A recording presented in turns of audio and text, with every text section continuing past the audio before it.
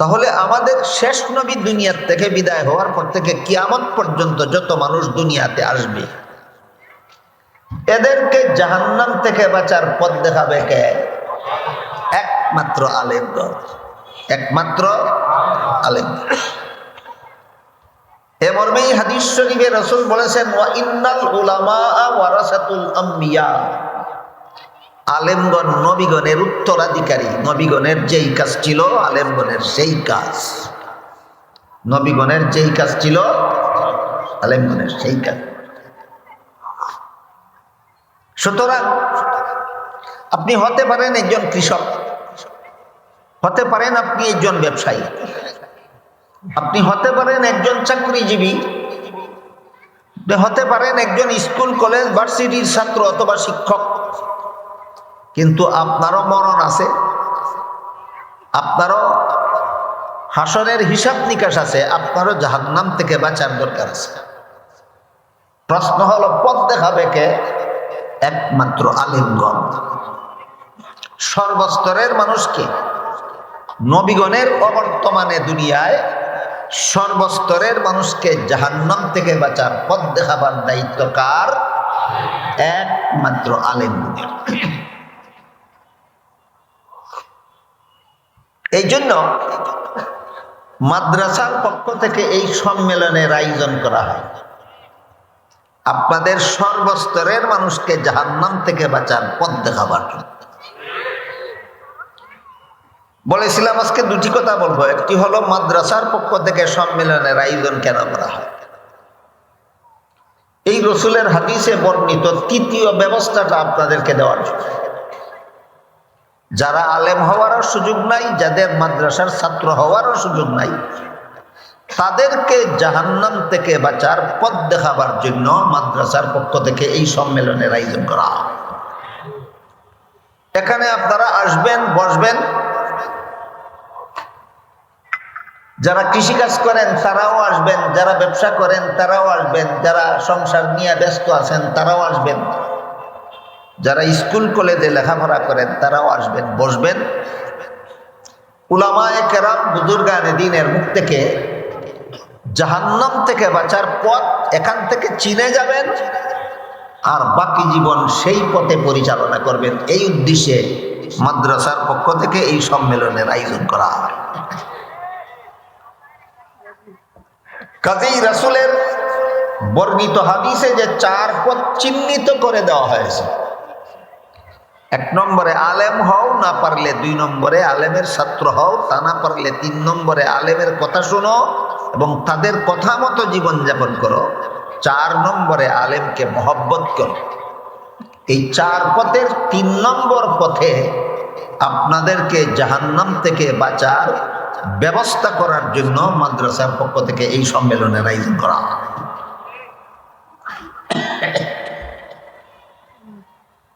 আলেমের কথা শোনো এবং আলেমের কথা মতো জীবনের সকল কাজ করো। মানুষের জীবনের সকল কাজ প্রথমত দুই প্রকার, হয়তো সংসারের কাজ আর না হয় ধর্মের কাজ। আমার কথা বুঝে থাকলে বলুন তো, মানুষের জীবনের সকল কাজ প্রথমত কত প্রকার? দুই প্রকার, হয়তো সংসারের কাজ আর না হয় ধর্মের কাজ। খাওয়া দাওয়া করা সংসারের কাজ, নিদ্রা যাওয়া সংসারের কাজ, পেশাব পায়খানা করা সংসারের কাজ। এগুলি আলেমের কথা মতো করবো কেন? একটু প্রশ্ন। ওযু করা ধর্মের কাজ, নামাজ পড়া ধর্মের কাজ, কোরআন তেলাওয়াত করা ধর্মের কাজ, হজ করা ধর্মের কাজ, সেগুলি না হয় আলেমদের কথা মতোই করলাম। জীবনের সকল কাজ আলেমের কথা মতো করবো কেন?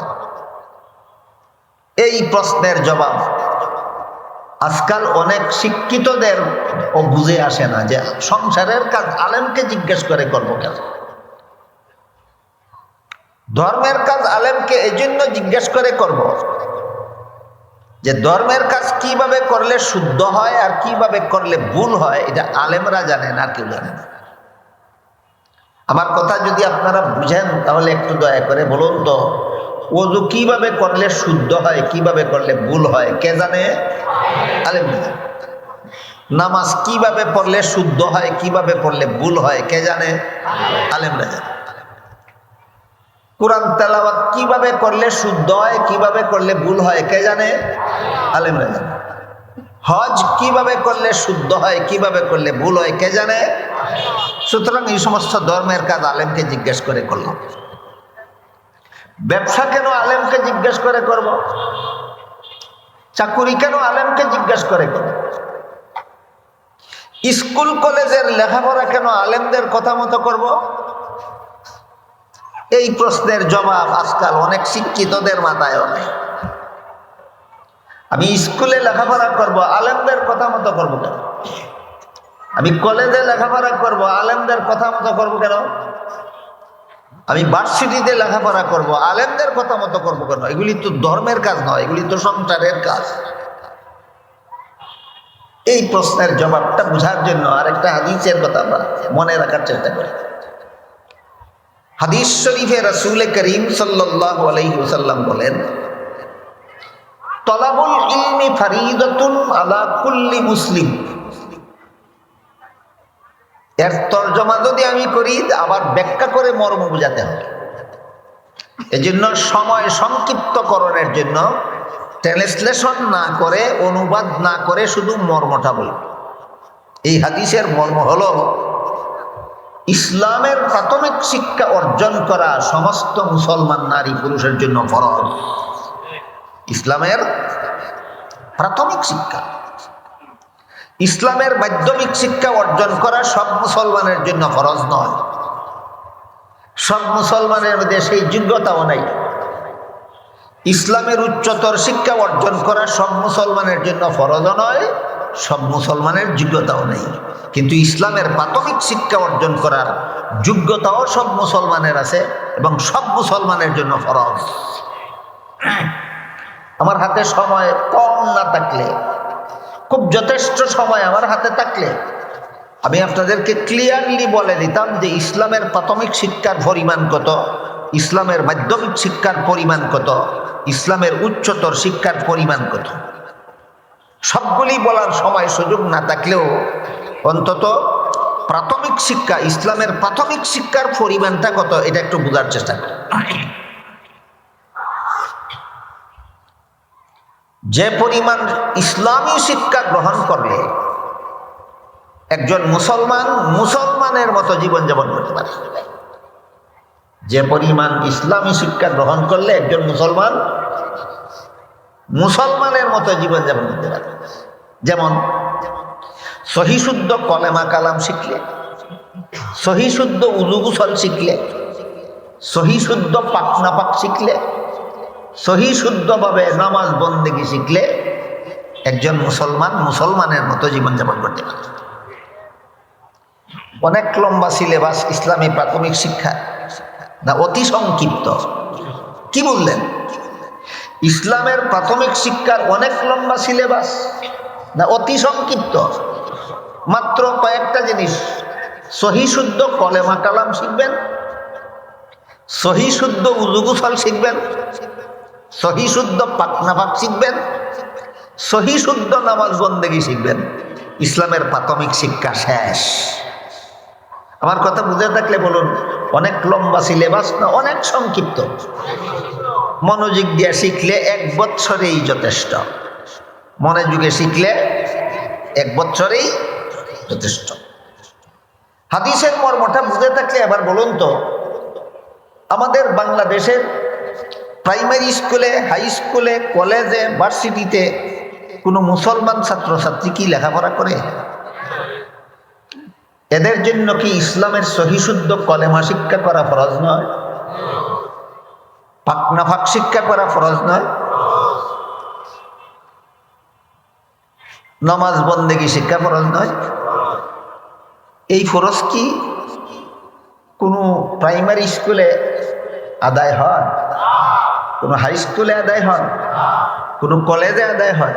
কোনো ভার্সিটিতে আদায় হয়?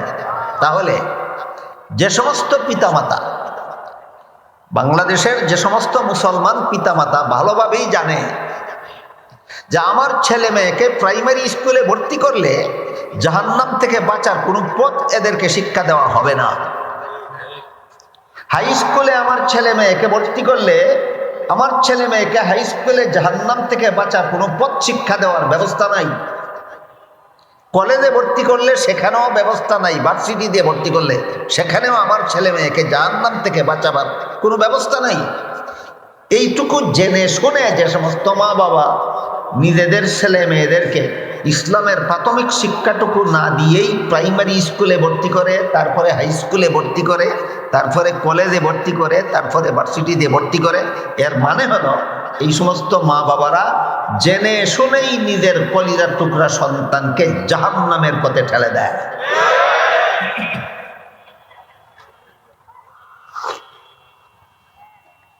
কারা সন্তানকে জাহান্নামের পথে ঠেলে দিল? মা। এই সমস্ত মা বাবার ব্যাপারে আল্লাহ কোরআনে কি বলেন দেখুন তো।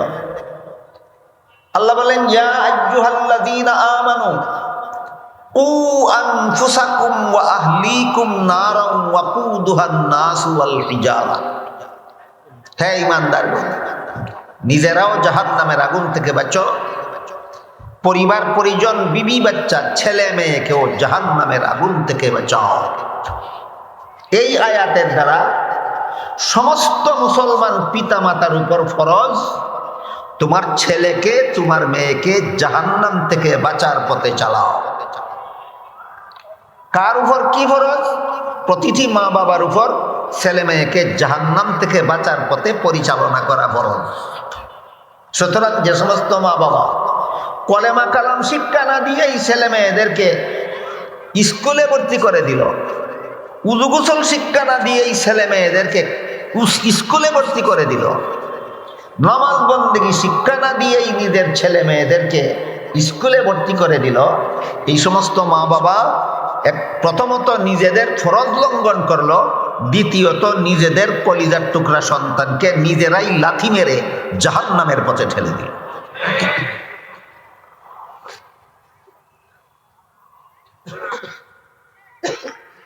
প্রথমত এরা মা বাবার কাছ থেকে বঞ্চিত হবে। এরপরে এই প্রতিষ্ঠানগুলি যারা পরিচালনা করে, প্রাইমারি স্কুল যারা পরিচালনা করে, হাই স্কুল যারা পরিচালনা করে, কলেজ ভার্সিটি যারা পরিচালনা করে, এদের অবস্থা তো আরো করুন, এদের অবস্থা আরো করুন। বিগত দিনে স্কুল কলেজের সিলেবাসে নাম কাওয়াস্তে ইসলামের যা কিছু ছিল, প্রাইমারি স্কুলে উযু গোসল শিক্ষার মতো পূর্ণাঙ্গ কোনো ব্যবস্থা ছিল না। প্রাইমারি স্কুলে, হাই স্কুলে, কলেজে, ভার্সিটিতে পরিপূর্ণ নামাজ বন্দেগী শিখার কোনো ব্যবস্থা ছিল না। যৎকিঞ্চিৎ ছিল, নাম কাওয়াস্তে ছিল। এইটুকুও সম্পূর্ণ ধুয়ে মুছে স্কুলের সিলেবাস থেকে, কলেজের সিলেবাস থেকে, ভার্সিটির সিলেবাস থেকে ইসলামের নাম গন্ধটুকু ধুয়ে মুছে পরিষ্কার করে ফেলে দেওয়ার শয়তানি চক্রান্ত চলছে। সুতরাং প্রথম দফা এই সমস্ত ছেলে মেয়েদের মা বাবা এদেরকে জাহান্নামের পথে ঠেলে দিল। দ্বিতীয় দফা এদের শিক্ষাগুরুরা এদেরকে লাথি মেরে জাহান্নামের পথে ঠেলে দিচ্ছে। এমত অবস্থায় এই সমস্ত কপাল পুরা সন্তান, যে সমস্ত মুসলমানের সন্তান মা বাবাও জাহান্নাম থেকে বাঁচার পথ দেখালো না, এদের শিক্ষাগুরুরাও জাহান্নাম থেকে বাঁচার পথ দেখালো না, এরা ভাগ্যবান না কপাল পুরা? এই সমস্ত কপাল পুরা মুসলমানের সন্তানদেরকে জাহান্নাম থেকে বাঁচার পথ দেখাবার বিকল্প ব্যবস্থা নাই। মাদ্রাসার এই সম্মেলন চালান। মাদ্রাসার এই সম্মেলনে স্কুলের ছাত্র আসুক, কলেজের ছাত্র আসুক, ভার্সিটির ছাত্র আসুক, এখান থেকে জাহান্নাম থেকে বাঁচার 3 নম্বর পথটা অন্তত চিনে যাক। বলুন তো 3 নম্বর পথটা কি? আলেমগণের কথা শুনবে, আলেমগণের কথা মতো জীবন যাপন করবে। কিছু কাজ না, জীবনের সকল কাজ, জীবনের সকল কাজ। ওযু কেন আলেমগণের কথা মতো করব? কারণ ওযু কিভাবে শুদ্ধ হয়, কিভাবে ভুল হয় আলেম ছাড়া কেউ জানে না। নামাজ কেন আলেমের কথা মতো করব? কারণ নামাজ কিভাবে শুদ্ধ হয়, কিভাবে ভুল হয় আলেম ছাড়া কেউ জানে না। হজ কেন আলেমের কথা মতো করব? হজ কিভাবে শুদ্ধ হয়, কিভাবে ভুল হয়, এটা আলেম ছাড়া কেউ জানে না। প্রশ্ন হলো, ব্যবসা কেন আলেমের কথা মতো করব? চাকুরি কেন আলেমের কথা মতো করব? স্কুলে কেন আলেমের কথা মতো করব? কারণ সংসারের কাজ কিভাবে করলে হালাল হয় আর কিভাবে করলে হারাম হয়, সেটাও আলেম ছাড়া কেউ জানে না। এবার বলুন, ব্যবসার মধ্যে হালাল হারাম আছে কিনা? আপনি ব্যবসা করবেন, হারাম উপায়ে ব্যবসা করলে মুনাফা পাবেন, কিন্তু পরকালে জাহান্নামে যাবেন। দুনিয়াতে মুনাফা পেলাম, পরকালে জাহান্নামে গেলাম। এই মুনাফা সার্থক না বৃথা? এমন বৃথা ব্যবসা যেন না করেন। দুনিয়াতে ব্যবসা করব, মুনাফা পাবো, আবার পরকালে জাহান্নাম থেকে বাঁচবো, এইরকম ব্যবসা আর কেউ শিক্ষা দিতে পারে না, একমাত্র আলেমগণ ছাড়া। সুতরাং ব্যবসা করা সংসারের কাজ, এটাও আলেমদের কথা মতো করতে হবে। চাকরি করা সংসারের কাজ, সেটাও আলেমদের কথা মতো করতে হবে। স্কুল কলেজ ভার্সিটিতে পড়া সংসারের কাজ, এটাও আলেমদের কথা মতো করতে হবে। আশা করি কিছুটা আভাস পেয়েছেন যে স্কুল কলেজে কোন অবস্থায় পড়া হালাল, কোন অবস্থায় পড়া হারাম।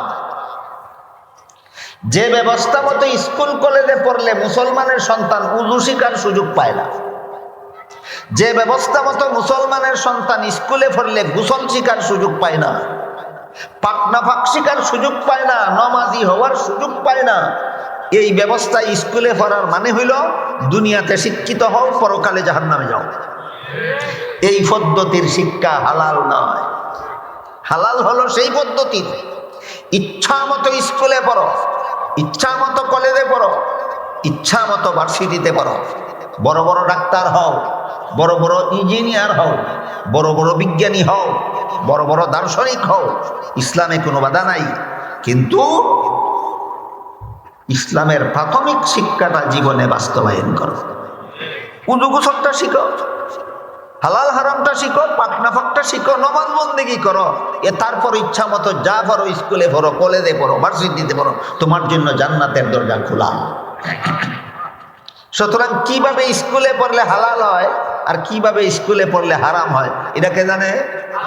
এটাও আলেমরা জানে। কাজে স্কুলে যদি আমি পড়ি, তাহলে যেভাবে স্কুলে পড়লে হালাল হয় সেভাবেই আমাকে স্কুলে পড়তে হবে, এবং সেটা আলেম ছাড়া কেউ জানে না। সুতরাং মুসলমানের সন্তান স্কুলে পড়তে হবে আলেমদের কথা মতো, ব্যবসা করতে হবে আলেমদের কথা মতো, ভার্সিটিতে পড়তে হবে আলেমদের কথা মতো, কলেজে পড়তে হবে আলেমদের কথা মতো।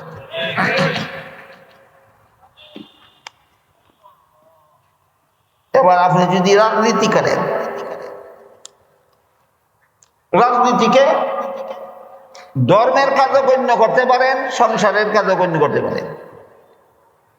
যদি কেউ রাজনীতিকে ধর্মের কাজ গণ্য করেন, তাহলে রাজনীতি আলেমের কথাই করতে হবে কেন? কারণ কিভাবে রাজনীতি করলে শুদ্ধ হয় আর কিভাবে রাজনীতি করলে ভুল হয়, এটা আলেম ছাড়া কেউ জানে না। আর যদি বলেন না, আমাদের রাজনীতি ধর্মের কাজ নয়, আমাদের রাজনীতি সংসারের কাজ,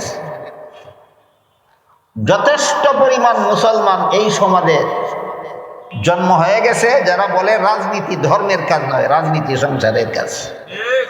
আমি একটু সময়ের জন্য আপনার এই কথাতেই আসলাম, একটু সময়ের জন্য, যে রাজনীতি ধর্মের কাজ নয়, রাজনীতি সংসারের কাজ। সংসারের কাজ রাজনীতিটা আলেমকে জিজ্ঞাসা করে করবো কেন?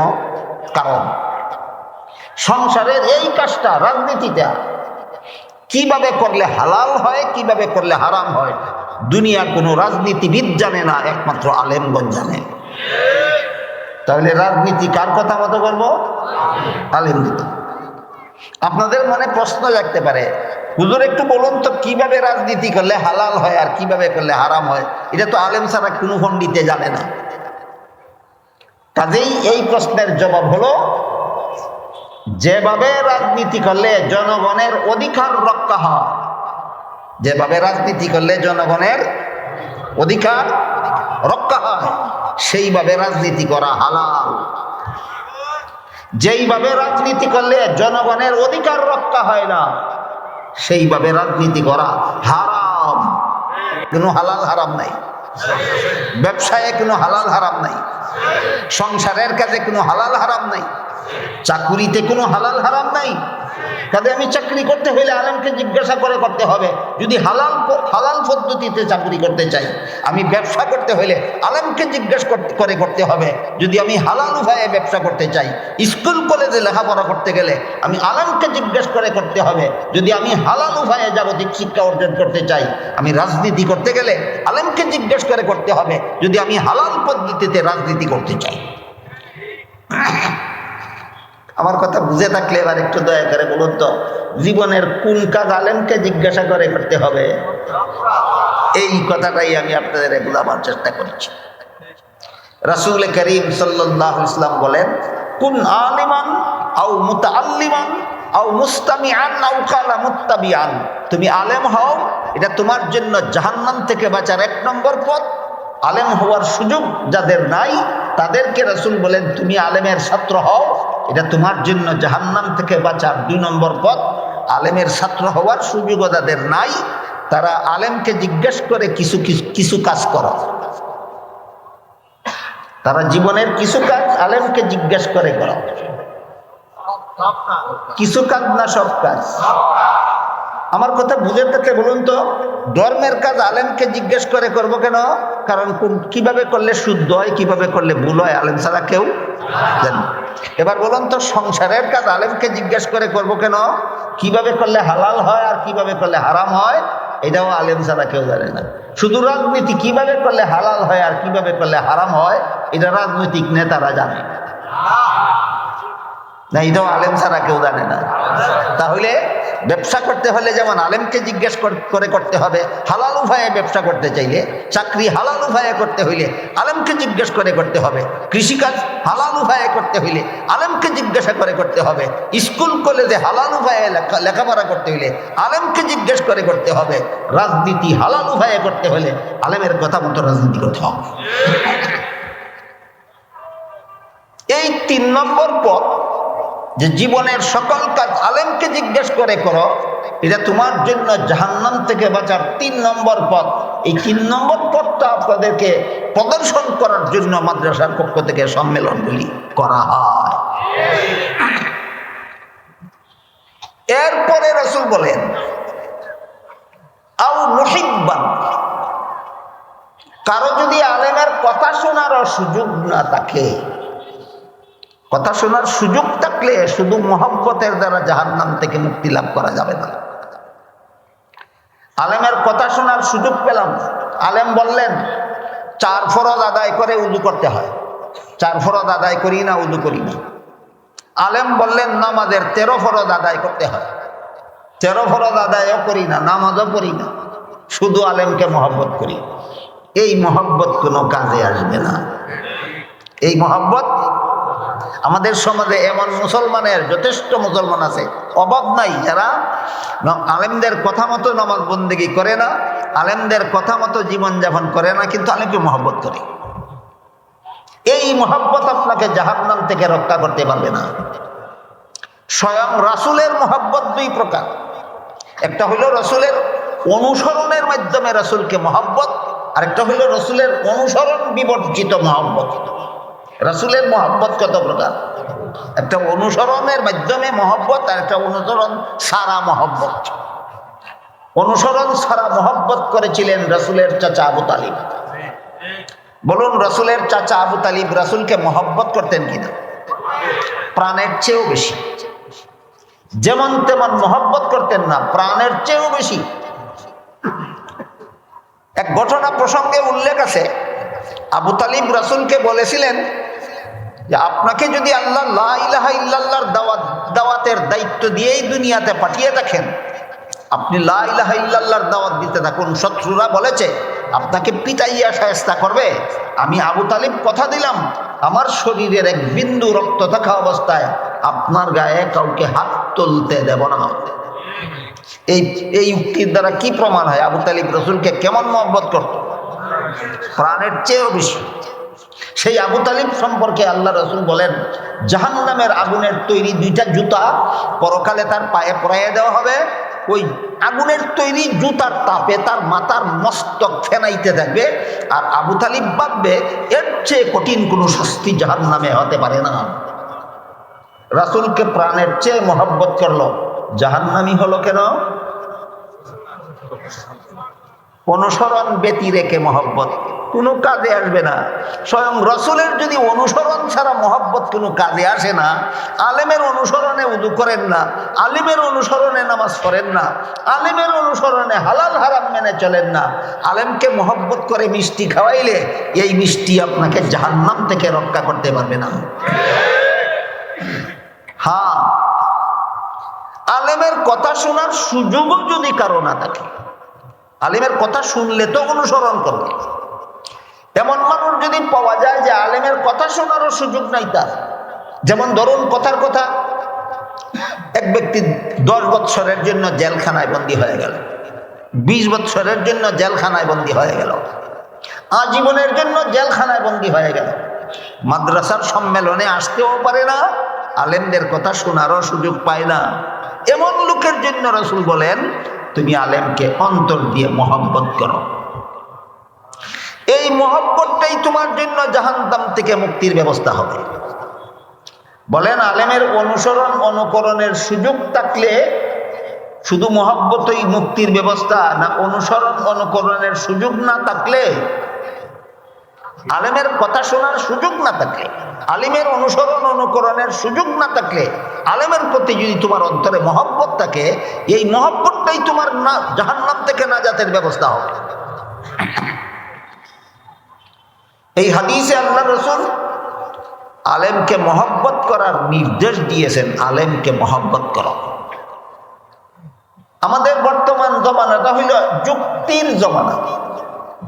অনেক শিক্ষিত পণ্ডিত এই সমাজে এমন আছে যারা ইসলামের বিধান যুক্তিসম্মত হলে মানতে চায়, যুক্তিসম্মত না হলে মানতে চায় না।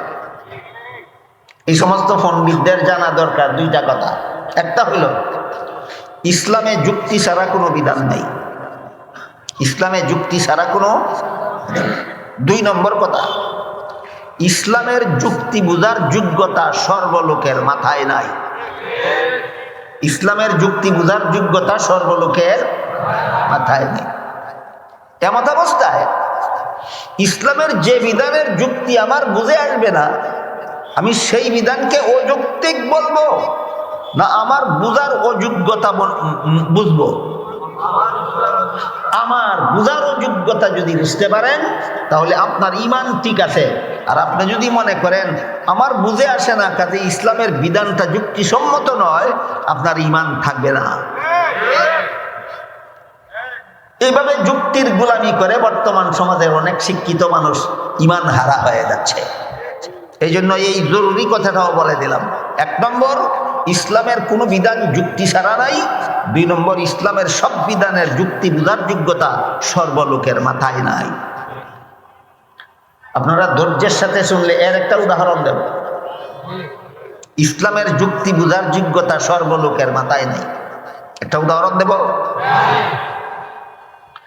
আল্লাহ পাক রব্বুল আলামিন পবিত্র কোরআনের সূরা নিসা, সূরা নিসা এর 11 নম্বর আয়াতে বলেন, ওয়ালিদ যাকারি মিসলু হাজ্জিল উনসায়াইন, অর্থাৎ মৃত পিতা মাতার ত্যায্য সম্পদে ছেলে পাবে 2 অংশ, মেয়ে পাবে 1 অংশ। আজকে নতুন শুনলেন না আরো কোনোদিন শুনেছেন? যারা শুনেছেন আগে বলুন তো, মা বাবা মারা গেলে মা বাবার সম্পত্তিতে ছেলে পায় কত অংশ, মেয়ে পায় কত অংশ? 1 অংশ। যে এই ইসলামের এই বিধানটা কোন সূরার কত নম্বর আয়াতে বর্ণিত? সূরা নিসার 11 নম্বর আয়াতে। এখন যদি আপনি বলেন